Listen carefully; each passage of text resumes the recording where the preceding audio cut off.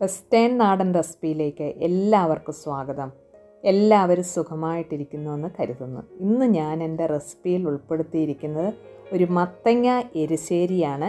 എൻ്റെ ഓണം സീരീസിലെ മൂന്നാമത്തെ റെസിപ്പിയാണ്.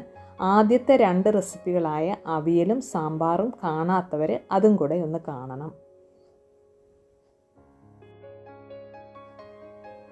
1/4 കപ്പ് വൻപയർ 3 മണിക്കൂർ വെള്ളത്തിൽ കുതിർത്ത് വെച്ചതിന് ശേഷം ഒരു പ്രഷർ കുക്കറിൽ വൻപയർ നന്നായിട്ട് വേവിച്ചെടുക്കാം.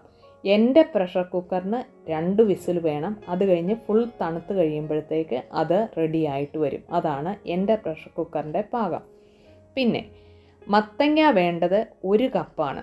എപ്പോഴും വൻപയറിനേക്കായി 1/4 കപ്പ് കൂടെ കൂടുതൽ മത്തങ്ങ വേണം. മത്തങ്ങയുടെ രുചിയാണ് മുമ്പോട്ട് നിൽക്കേണ്ടത്. ഇവിടെ ഞാൻ അരിഞ്ഞ മത്തങ്ങ, 1/4 കപ്പിൽ താഴെ വെള്ളം, 1/2 ടീസ്പൂൺ മഞ്ഞൾപ്പൊടി, ആവശ്യത്തിന് ഉപ്പ്.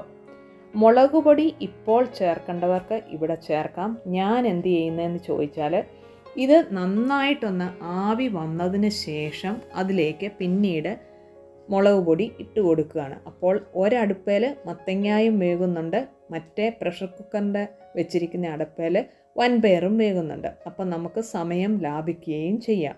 കംപ്ലീറ്റ് നമ്മൾ തണുത്തിട്ട് മാത്രമേ പ്രഷർ കുക്കർ ഇരിക്കുന്ന വൻപയർ എടുക്കാവുള്ളൂ. അപ്പം 2 വിസിൽ കറക്റ്റ് പാകമാണ്. പിന്നെ ഓരോരുത്തരുടെ പ്രഷർ കുക്കറിനെ ആശ്രയിച്ചിരിക്കും. പെട്ടെന്ന് വേകുന്ന ടൈപ്പിലുള്ള ഒരു മത്തങ്ങയാണ്. അതുകൊണ്ട് 10 മിനിറ്റ് താഴെ തന്നെ ഇത് നന്നായിട്ട് വെന്ത് കിട്ടും. ഇതിപ്പോൾ ഓൾമോസ്റ്റ് വെന്തു. ഇതിലേക്ക് മുളക് പൊടി 1/2 ടീസ്പൂണും കൂടെ ചേർത്ത് കൊടുത്തിട്ടുണ്ട്. എന്നിട്ടൊന്ന് ഇളക്കിയിട്ട് വെക്കാം. വീണ്ടും ഒരു 2-3 മിനിറ്റ് കൂടെ നന്നായിട്ട് വേവിച്ചെടുക്കുക. ആ മഞ്ഞൾപ്പൊടിയുടെയും മുളക് പൊടിയും കൂടെ നല്ലൊരു കളറ് മത്തങ്ങ എരിശ്ശേരിക്ക് കിട്ടും.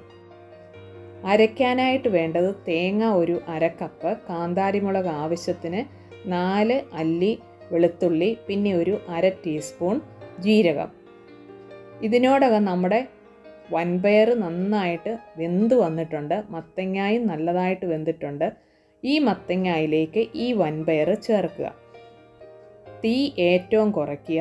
എന്നിട്ട് നമ്മൾ ഒതുക്കിയെടുത്ത തേങ്ങായും കൂടെ, ഒത്തിരി ചാറുകറിക്ക് വേകുന്നത് പോലെ അരഞ്ഞു പോകരുത്, ഇതും കൂടെ ചേർത്തിട്ട് ഒരു 2 മിനിറ്റ് 3 മിനിറ്റും കൂടെ നന്നായിട്ടൊന്ന് ആവി വരുന്നത് വരെ അടച്ചു വെച്ച് വേവിക്കുക.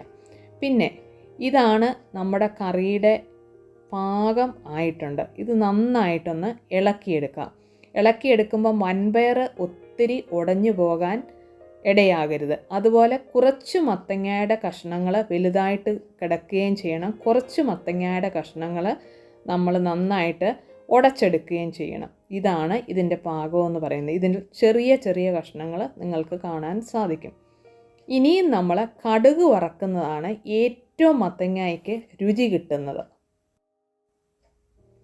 2 ടേബിൾ സ്പൂൺ വെളിച്ചെണ്ണയാണ് ഉപയോഗിക്കുന്നത്. ഇതിലേക്ക് 1/2 ടീസ്പൂൺ കടുക്, ഇത് പൊട്ടിയതിന് ശേഷം ഒരു 1/4 ടീസ്പൂൺ ഉഴുന്ന്, പിന്നെ ഒരു 1/4 ടീസ്പൂൺ ജീരകം.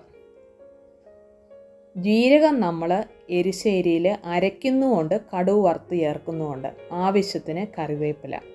പിന്നെ ചേർക്കുന്നത് 2 പച്ചമുളക് ഇതുപോലെ കീറിയെടുത്തതാണ്. പിന്നെ ഒരു 3 ഉണങ്ങിയ മുളക്, പച്ചമുളകും ഉണക്കിയ മുളകും. ഇത് രണ്ടും കൂടെ നല്ലൊരു രുചി എരിശ്ശേരിക്ക് തരും. ഇതെല്ലാം കൂടെ ഒന്ന് മൂത്ത് വരുന്ന പാകമാകുമ്പോഴത്തേക്ക് നല്ല ചിരണ്ടിയ പച്ച തേങ്ങ ഇതിലേക്കിടണം. തീ ഏറ്റവും ലോവിലേക്ക് വെച്ചതിന് ശേഷം ഇച്ചിരി സമയമെടുത്ത് മാത്രം ഇത് നന്നായിട്ട് ഒരു ഗോൾഡൻ ബ്രൗൺ കളർ ആകുന്നത് വരെ മൂപ്പിച്ചെടുക്കുക. പെട്ടെന്ന് നമ്മൾ തീ കൂട്ടി വെച്ചാൽ എന്ത് സംഭവിക്കുമെന്ന് ചോദിച്ചാൽ, ഇതിൻ്റെ പുറം അങ്ങ് പെട്ടെന്ന് കരിയുകയും ചെയ്യും, അകത്ത് ആ പച്ചമണം മാറുകയും ചെയ്യും. ഏകദേശം ഒരു 10-15 മിനിറ്റ് എങ്കിലും ലോ ഹീറ്റിൽ ഇതുപോലെ ഇളക്കിയെടുത്താൽ മാത്രമേ പച്ച തേങ്ങ ഇതുപോലെ പാകത്തിന് വറുത്ത് കിട്ടത്തുള്ളൂ. എന്നിട്ട് ഈ റെഡിയാക്കി വെച്ചിരിക്കുന്ന നമ്മുടെ മത്തങ്ങായും വൻപയറും കൂടെ ഇളക്കിയ ഇതിലേക്ക് ഇത് ഇട്ട് കൊടുക്കുക.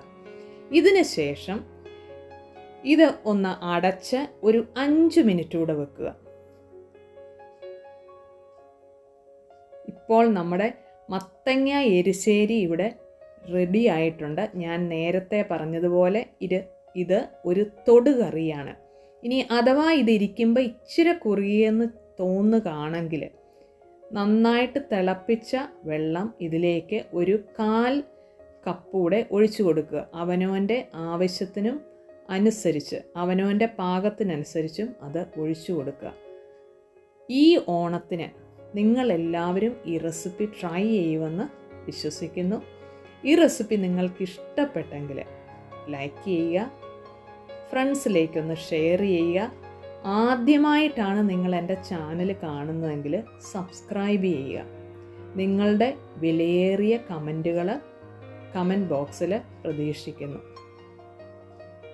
Thanks for watching. നിങ്ങളുടെ എല്ലാ സപ്പോർട്ടിനും നന്ദി. Take care friends. Signing off. Shaina Thomas.